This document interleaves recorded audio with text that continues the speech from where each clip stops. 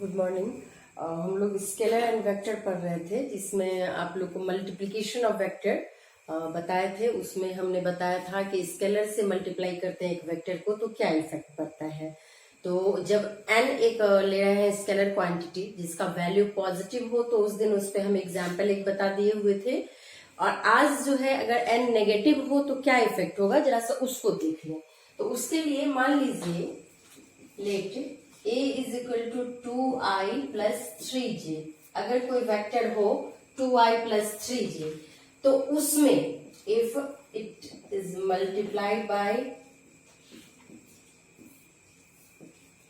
n is equal to -3, then na equal -3 2i plus 3j, that means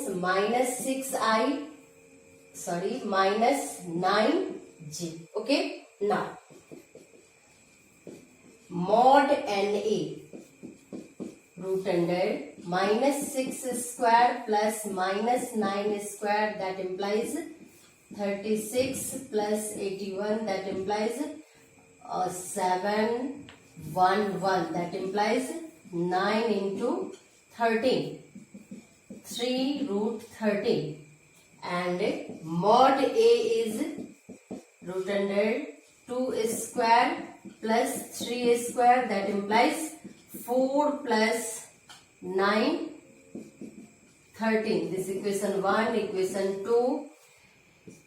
Tan alpha for na is tan alpha is equal to minus 9 upon -6, that implies 3 upon 2, and direction of a is tan alpha is equal to 3 upon 2.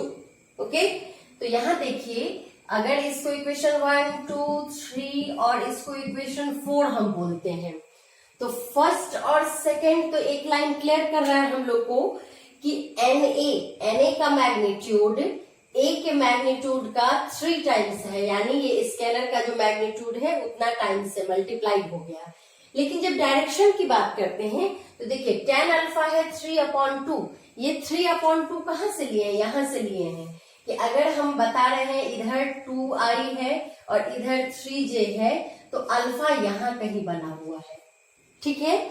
लेकिन यहाँ पे na के case में जब हम tan alpha लेते हैं तो ये लिखते हैं -9i -6j। -9 जो है ये किधर बता रहा है, यहाँ पे इस एक्सिस पे बता रहा है, क्योंकि -9j है और -6i है। ओके, तो ये बता रहा है थर्ड क्वाड्रेंट में अल्फा को, ये बता रहा है थर्ड क्वाड्रेंट में अल्फा को, यानी ये क्लियर कर रहा है क्या, ये क्लियर कर रहा है कि जब भी आप किसी वेक्टर को स्केलर से मल्टीप्लाई करते हैं और वो स्केलर नेगेटिव रहता है, तो मैग्नीट्यूड तो उसके जो न्यूमेरिकल डाटा है उतना टाइम्स बढ़ता है, लेकिन डायरेक्शन क्या हो जाता है, opposite to original vector. Okay, यहां तक हम लोग का क्लियर हो गया। अब हम लोग बात करेंगे आगे किसका, multiplication of vector with vector, multiplication of vector with vector. तो इसमें क्या बताए थे, मल्टीप्लीकेशन ऑफ वेक्टर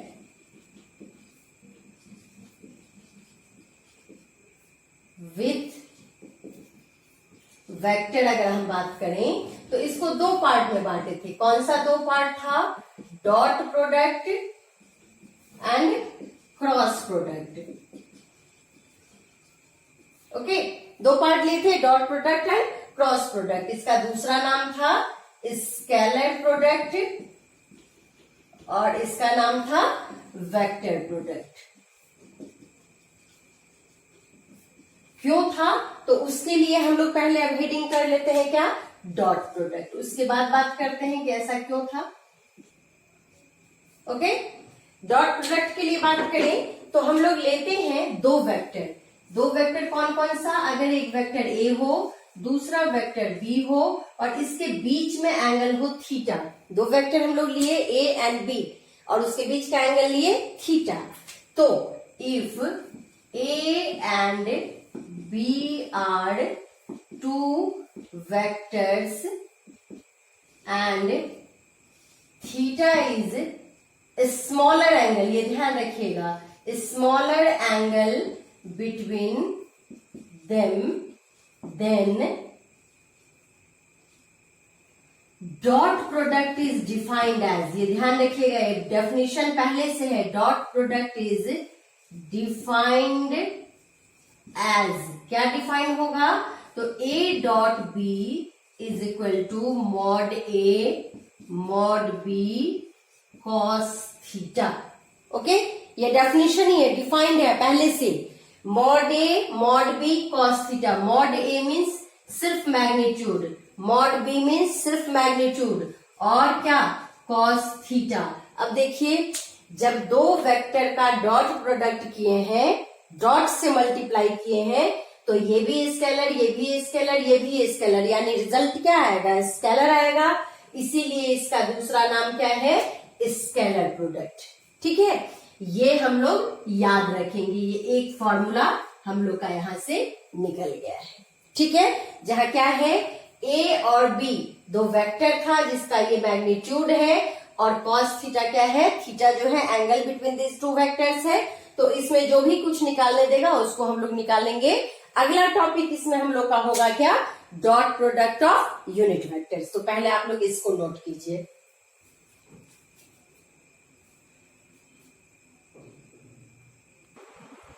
अब देखते हैं हम लोग dot product of unit vectors. अब हम लोग को देखना है यूनिट वेक्टर का डॉट प्रोडक्ट। ओके, तो आप लोग को याद होगा, हम बताए थे जब एक्स वाई जेड एक्सिस आप लेते हैं, ये तो एक्स एक्सिस हो गया, ठीक, उसके बाद यहाँ ले लेते हैं वाई एक्सिस, ये हो गया वाई एक्सिस, और जेड एक्सिस कैसे होना चाहिए, ऐसे, जिसको जैसे इधर सुला देते हैं अपनी सुविधा के लिए। तो क्या बताए थे, इधर होता है आई, कौन सा, यूनिट वेक्टर, इधर होता है यूनिट वेक्टर जे, और इस तरफ जब ऊपर आते हैं तो यूनिट वेक्टर क्या होता है, के, यानी इधर जाते हैं तो यूनिट वेक्टर आई, इधर जाते हैं यूनिट वेक्टर जे, इधर जाइएगा यूनिट वेक्टर माइनस आई, इधर आइएगा यूनिट वेक्टर माइनस जे, अप आइएगा तो यूनिट वेक्टर के, और अंदर जाइएगा तो यूनिट वेक्टर क्या हो जाएगा, माइनस के। ठीक है, तो अब हम लोग को निकालना है dot product of unit vectors. तो पहले मान लीजिए हम लोग निकालते हैं आई डॉट जे।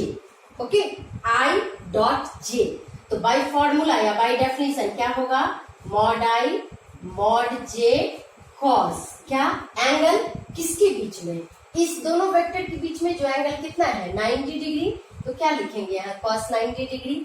मॉड आई आप जानते हैं 1, डॉट ही रखिए यहाँ, मॉड जे जानते हैं 1, और कॉस 90 कितना होता है, 0, यानी ये टर्म क्या हो गया, 0। तो हम लोग लिख सकते हैं similarly J dot K is equal to K dot I is equal to 0, यानी हमारे पास एक फॉर्मूला आ गया, I dot J is equal to J dot K is equal to K dot I is equal to क्या आ गया, 0, यानी डिसिमिलर यूनिट वेक्टर जो है उसका डॉट प्रोडक्ट क्या होता है, 0। अब आ जाइए हम निकालते हैं आई डॉट आई, सेम ही यूनिट वेक्टर लें, क्या होगा, मॉड आई मॉड जे, सॉरी मॉड आई ना, मॉड आई, अब दोनों के बीच का एंगल कॉस कितना डिग्री, तो इधर ही आई है, फिर से इधर ही आई है, तो कितना डिग्री, कॉस 0 डिग्री। मॉड आई 1 हुआ, मॉड आई 1 हुआ, और कॉस 0 डिग्री कितना हो गया, 1, यानी सिमिलर यूनिट वेक्टर का जो हम लोग निकाले डॉट प्रोडक्ट, तो कितना आ गया, 1 आ गया। हेंस हम लोग लिख सकते हैं mod I dot mod I is equal to mod J dot mod J is equal to mod K dot mod K is equal to कितना आ जाएगा, सॉरी मॉड नहीं, unit vector, I dot I is equal to J dot J is equal to K dot K, ये कितना आ जाएगा, 1।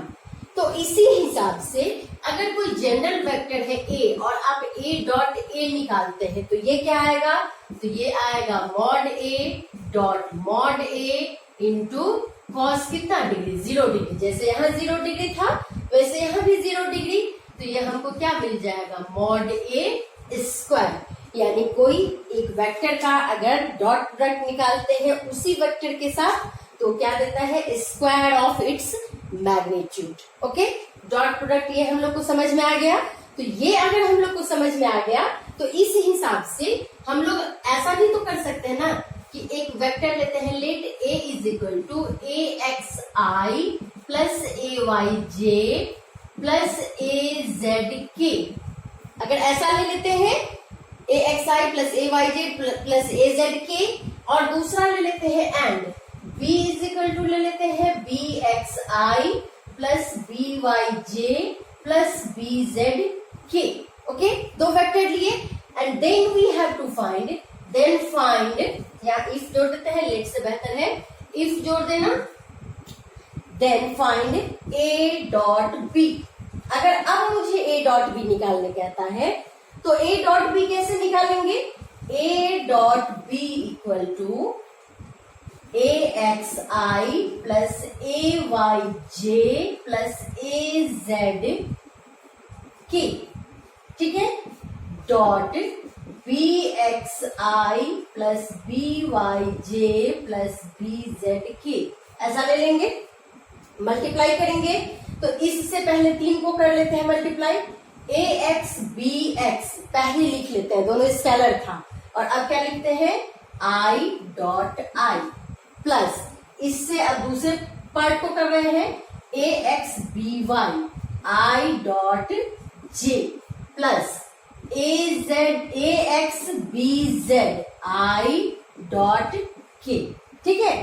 इस एक से इस 3 पार्ट को मल्टीप्लाई कर दिए तो 3 हमको मिला यहाँ फैक्टर, प्लस अब हम इससे मल्टीप्लाई करते हैं इस तीनों को, क्या मिलेगा A Y B X J dot I मिलेगा प्लस ए Y B Y J dot जे प्लस ए Y B Z J dot K, इससे भी 3 हमको मिल गया यहाँ। अब तीसरा पार्ट रहा ए जेड वाला, ए जेड बी एक्स के dot i plus A Z b y के डॉट जे प्लस ए जेड बी जेड ही होगा ना, थर्ड पार्ट है के डॉट के, होगा इतना, ठीक है। तीनों से आया, इससे मल्टीप्लाई करने पे 3, इससे मल्टीप्लाई करने पे 3, इससे मल्टीप्लाई करने पे 3।